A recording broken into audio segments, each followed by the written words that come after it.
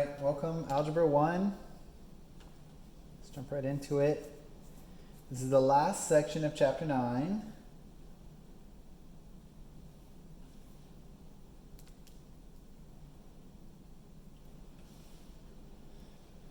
Cool, looking good.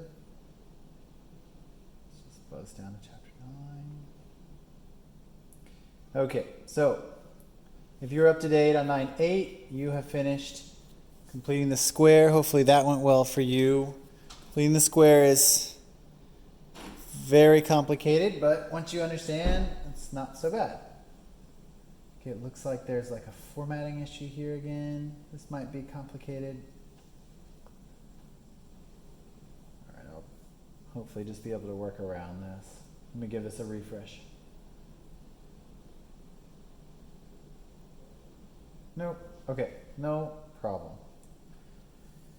Okay, so this is 9.9, the quadratic formula and the discriminant. So quadratic formula is something you'll hear a lot, and the discriminant is something we use as a tool quite often. So you'll need both of these things. This is a really great section, chapter. You'll need this for Algebra 2, pre-cal, everything. So make sure to put this in the long-term understanding category. Okay, 9.9, the quadratic formula. If you follow along on your own screen as I do this, you'll probably be able to see it a lot better. This is not overwhelming. Okay. So the quadratic formula. The last section we learned how to complete the square to solve quadratic equations. If you complete the square for the generic quadratic equation, ax squared plus bx plus c equals 0, then you'll end up with a quadratic formula. Okay, that's a very circuitous way of saying it, but it's true. You can solve for this. And I've seen these derivations before for quadratic formulas, and there's something very useful. So that might be something I highly encourage you to do, is go look up the derivation for this. It is not overwhelming. So if you're someone who wants to look for something more complicated, please go and search that out. Okay, so the quadratic formula can be useful to solve any quadratic equation, and that's very true. So generally, as this goes with quadratic functions, is that you can factor them, you just factor them, and if you cannot factor them, you use the quadratic formula. But it's possible to use the quadratic formula even if you can factor. So, right, that is possible. But in general, the strength of the quadratic formula is when it's unfactorable. So keep that in mind as you go through these problems. So if you find something that's unfactorable, you know that you need to use the quadratic formula. And here you go, the quadratic formula uses the coefficients in the general equation.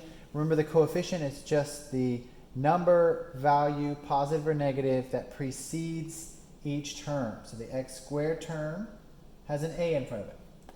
The x term has a b in front of it. And the c is just finally the constant term. So a, b, and c can be positive or negative. They're the coefficients to each of those terms. And here's the actual formula. A lot of people sing this in a song. Miss Cece likes to sing it. Kevin likes to sing it. Depends on which school you went to, whether they sing it or not. I don't. Yeah, I'll have to send you a link to someone singing it for you. But anyways, when they write x, so they say the zeros, right? It could be 1 or it could be 2. Right? Or it could be none. But they just write x all the same, and they say negative b plus or minus the square root of b squared minus 4ac divided by 2a. Now, something that you need to take note of, which Excel does not say at all, is notice this bit here. X equals negative b over 2a. Where did you see that before? So that's kind of the beginning bit. If you just cancel off this second part of it, right, you get this equation. And what is that equation? It should pop right into your brain. That is the vertex equation, right? So if you want to find where the x component of the vertex is, boom, you would say negative b over 2a. So really, all the quadratic formula is just an extension of that vertex formula. And remember, the vertex is not only the vertex formula, but it's really the axis of symmetry of the parabola. So it means that, like, here's your parabola, it means that there's that axis of symmetry coming down the middle. So that right there, that axis of symmetry is x equals minus b over 2a. Cool? Now notice, the only thing we're adding to this is a plus or minus root b squared minus 4ac. Cool? So that means you add that in this direction, this would be the positive, and you subtract it in there, that would be the negative. So you're adding root b squared minus 4ac divided by 2a to the right, and you are subtracting it to the left. So adding it, subtracting it, and that gives you these points right here, these x values, right? It gives you these points where it crosses the x-axis. Try to keep in mind what's going on. That's all it is. Generally speaking, if you're going through all the work of figuring out the quadratic formula, it means that it's going to be some very unnice, unround number. It's going to be some kind of square root, right? We saw that in the last two sections. So, okay, jumping straight into it, let's take a look. So example 1, it says solve a quadratic equation using the quadratic formula. Let me cover up the answer, get some space here. Okay, so it says, of course, 2x squared plus 3x minus 5. Okay, so we've been given an a b value, and a c value. And generally what I do with this is that we identify each of these first. So our a is a 2, our b value is a 3, and our c value is a negative 5.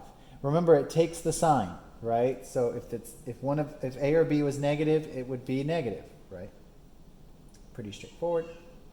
So now we're going to plug these values into the equation. I'm going to try to make some space. They've not done a great job making space here.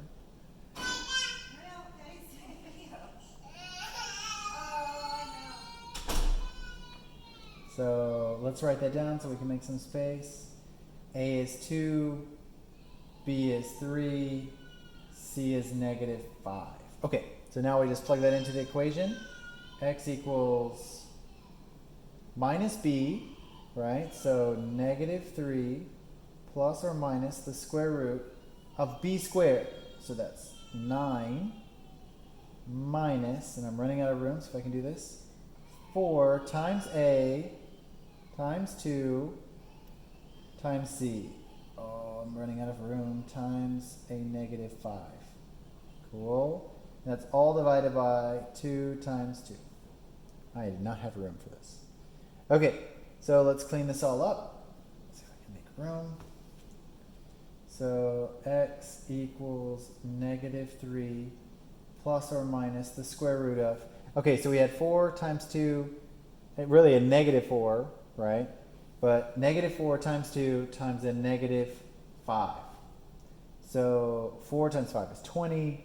20 times 2 is 40. The negatives cancel. We would get 9 plus 40 divided by 4. Okay, I'm really having to shuffle around my space.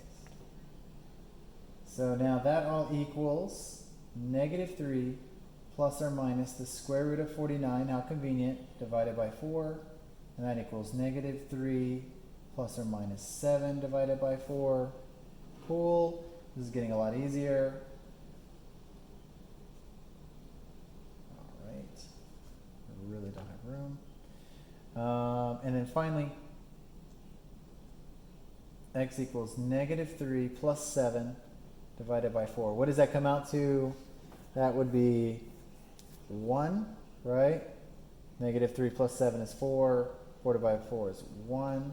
And the other one would be negative 3 minus 7 divided by 4, which would be negative 10 fourths. Okay, there are our two answers.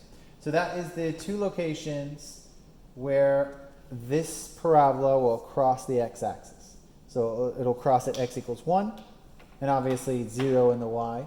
So they'll cross at 1, 0, and negative 10 fourths, 0. So that's it. That's the quadratic function. Pretty straightforward, just plugging it into an equation. The biggest thing is you need to be able to write it down and recall it. Here are the answers they have down here. You can see it. So negative 10 fourths and positive 1. Simplify those.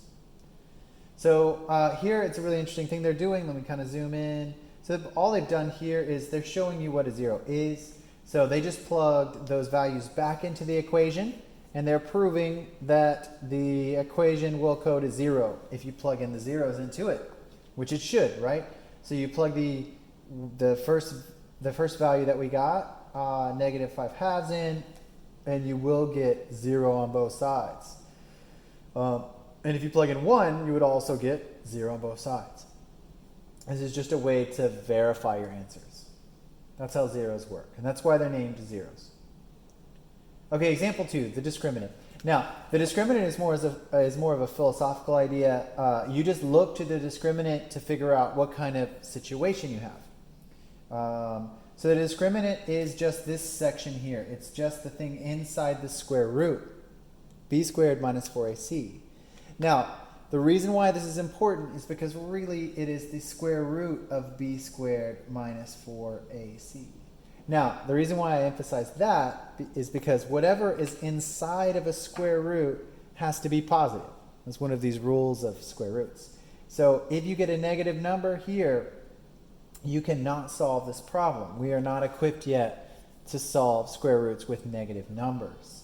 So that's the very first outcome you'll get here. So if the inside of here, if b squared minus 4ac is negative, you get no solutions. You cannot take the square root of a negative number. That is just very plain and simple. Now, you will later, in Algebra 2, you'll figure out how to do all this. But for now, for Algebra 1, it's very easy. If that comes out to a negative value, no solutions. Excellent. Now, what are the other two possible outcomes? So what if this comes out to b squared minus 4ac? What if this comes out to 0? Can you take the square root of 0? So what if that equals 0? Well, of course you can take the square root of 0. The square root of 0 is just 0, right? So we're going to lose. Remember what comes before this the square root is plus or minus? So if this whole square root piece goes to 0, then all you're going to get is what comes before it. You're going to get that axis of symmetry, right? You're going to get that minus b divided by 2a. Can everyone see? Which is just one solution. It's just minus b over 2a. So that's straightforward too. So when b squared minus 4ac equals 0, right, you have the situation where you only get one solution. What does that look like graphically? So graphically, that's going to look like that. Obviously, this can be displaced right or left, but it just means that your vertex is exactly on the x-axis. You have one solution. That's it. It's pretty straightforward. And notice that it's right where the axis of symmetry is. That's why it equals negative b over 2a. That's why it is that axis of symmetry. Cool. So those are two cases, and I forgot to draw the case for the 0 solutions. So 0 solutions, where b squared minus 4ac is 0, looks kind of like this. So notice the parabola just doesn't touch the x-axis at all. It could also be below it. So notice it doesn't cross it whatsoever. That is what it would look like. That is graphically what 0 solutions looks like. So when you get that negative discriminant, you know that it's either above the x-axis or below it, being no solutions. Okay, finally, the one that you're going to see the most often, and the one that's almost ubiquitous, it's constant, all your questions are going to be on this, is the two-solution answer. And while I'm graphing all these, I might as well keep graphing. So it looks like this. It's when the parabola touches in 2 points, right? It could go up, it could go down, but it still touches in 2 points, right? This is your two-solution option. Now, the two-solution option is when the discriminant is positive. Okay, so that means where b squared minus 4ac has a positive outcome. So that's it. If it's positive, if the discriminant is positive, you get two solutions. It crosses at 2 points. If it is 0, it is just one solution. It's that axis of symmetry. And if it is negative, you cannot get any answers from this. You will get 0 solutions. And that's the take home. So now a lot of people make a chart for this. You can do it however you want. This is what the chart looks like. It's all the same. So the discriminant is positive, 2 solutions. If it's 0, 1. And if it's negative, none. I would highly encourage you to make a chart in your notes and have that with you when you take the quiz. This would be a good thing to have written down somewhere. Okay, so let's play around with some examples. They just have a couple here. Let me just zoom in so it doesn't ruin it. Okay, good. Let's see. I did a terrible job with layout. Okay, use the discriminant to determine the number of solutions in this quadratic. Okay, ready? So we just need b squared minus 4ac to figure this out. So what is our b squared piece? It's -4. So -4 squared is what? 16. Now we need to say minus 4 times 1 times 3. So what is 4 times 3? 12, of course. So 16 minus 12 is going to give us a positive answer. Is it not? And more specifically, 16 minus 12 gives us 4, right? So that's all we really need to do is go there. And if you wanted to walk this out further, 4 you could actually take the square root of. So this is going to give you a really nice 0, right? So square root of 4 is 2. So if you wanted to plug this into the actual quadratic formula, easy peasy, you would get really great, nice answers. But just to the end of this question, it just says, use the discriminant to determine the number of solutions. So how many solutions will we get from this? Well, like I said, it's positive 4, so it's positive. And we know when it's positive, it will give us 2 solutions. It will give us 2 solutions. The reason for that is because it's going to be some, let's see if we can get some room. The reason for that is because it's going to be something like this. It's going to have plus or minus the square root of 4, which is going to be plus or minus 2, right? So it's going to give you 2 answers, the positive answer and the negative answer. There is the 2 solutions. All right. Example B is this guy right here. Let's write this out. So x squared plus 2x plus 1. So all we need is b squared, so that is 4, right?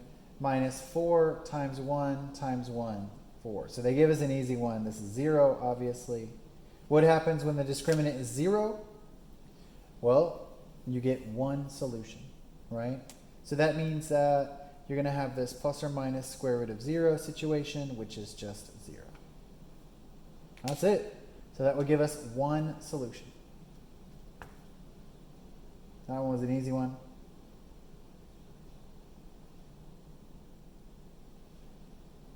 Okay, so this says different methods of solving quadratic equations. This is kind of the take home. So at this point we've learned a number of different ways to solve all these things. Let's go through each of these and try to see if we understand them. So the first way we understood was graphing. That's the way that I understand this the best. I choose to look at everything through graphing. And I think you should too. Next up is the more algebraically rigorous version, just factoring. If it's possible to factor a quadratic, you know the zeros is very easy, and you need to double check that you understand how to factor. Next up, using square roots. This is the exact same thing. You're going to factor, then you're going to take the square root of this. It's pretty straightforward. Square roots are really easy. The big thing you need to remember with the square roots is that you get 2 answers as a result of taking a square root of something. Completing the square, we did this as well. Just remember to go slow. There are a million different little steps that you need to remember with completing the square. It is, of course, another way to solve quadratic equations, one that's very useful. And finally, the one that everyone loves, that we just learned here, the quadratic formula. Make sure you memorize that. It's very, very easy, very useful, and it always works. That's something that people that love the quadratic formula say all the time to me. It always works. Why use anything else? So if you're that kind of person, the quadratic formula is all yours. And that's it. That's all there is to it. Good luck. Here we go. I'll do another quick video on the answers to this, and just give me 1 minute.